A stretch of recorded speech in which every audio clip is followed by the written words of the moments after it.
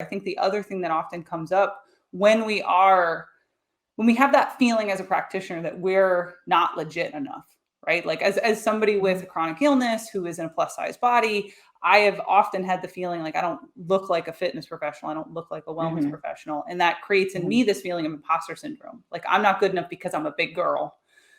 And I know for me, that meant that I hunted more certs.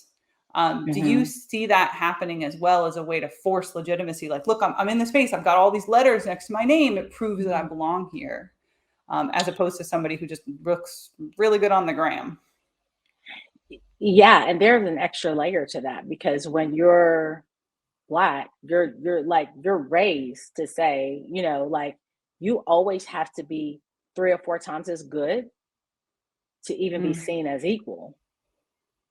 And so it was always that work harder, work harder, work harder, because it was easy to overlook me because I didn't fit the stereotype of who was in wellness. And so I spent my entire life in magnet schools. And so that's what you learn. You do the most, you do the most, you do the most.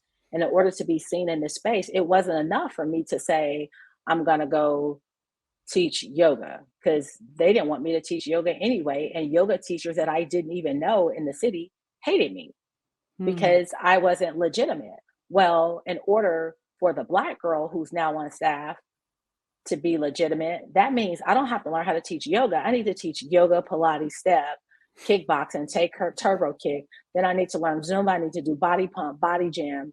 And that's really how it started, because it was like, if someone found a way to deny me, I always had like another rabbit to pull out of the hat. I'm like, oh, you don't need another body pump teacher, but I teach step, and it was like, I don't teach hip hop. Like, by the way,